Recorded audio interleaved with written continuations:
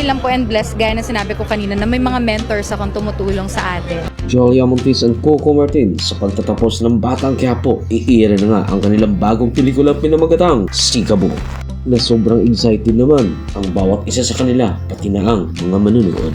Pangyayaring hindi inaasahan naman sa pagtatapos ng Batang Quiapo.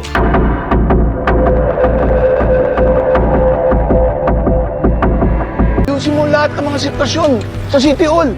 Paparusahan mo ang lahat ng mga lumabag sa batas. Marami nga nabigla sa bigla ang pagtatapos ng Batang Quiapo. Ilang taon na rin ang ginugol ni Coco Martin at ilang taon rin sinusuportahan ng mga solid fans ang Batang Quiapo. Sa kabila-kabilaan ng batikos ni Coco Martin sa produksyon na meron siya, maraming mga lumang artista o mga veteranong artista na nawala sa ere at muling binigyang buhay ni Coco Martin ang mga lumang artista para maka-eksena at para muling makita at maere.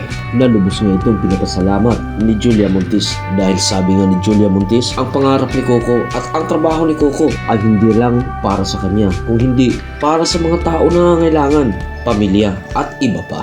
Isip ko, pag nangangarap, hindi pang sarili. Laging para sa ibang tao, para sa pamilya, para sa amin. Paano naman kasi dati mga sikat na artista, sikat na sikat sa industriya, pero parang nakalimutan na ng bagong henerasyon at binuhay nga ito sa pamamagitan ni Coco Martin, na sobrang taas noo ang papasalamat nila kay Coco.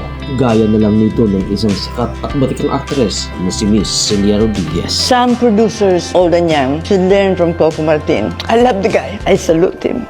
Dati mga sikat sa industriya na pilit kinalimutan ng bagong henerasyon, pero binigyan ang buhay ni Coco Martin na sana marami ang kagaya ni Coco Martin. That he's doing, especially wala nang tumatawag. Hindi na binibigyan ng role, na pinapansin. Only Coco does that. He loves the industry so much. Grabe ang sistema niya. Sana matuto kayo kay Coco. Mahal na mahal niya ang industry at mahal na mahal niya kami. Ang munting salaysay ni Miss Celia Rodriguez, sabi ng karamihan, parang sampal sa mga bagong henerasyon na nabubuhay sa industriya at pilit kinalimutan ang mga lumang henerasyon.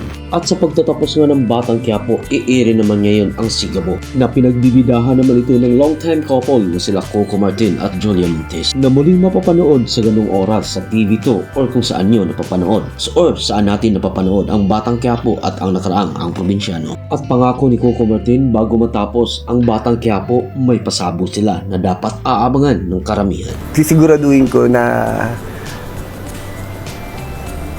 hindi pa na-experience sa mga manonood na may experience nila na mapapanood nila sa Batang Quiapo.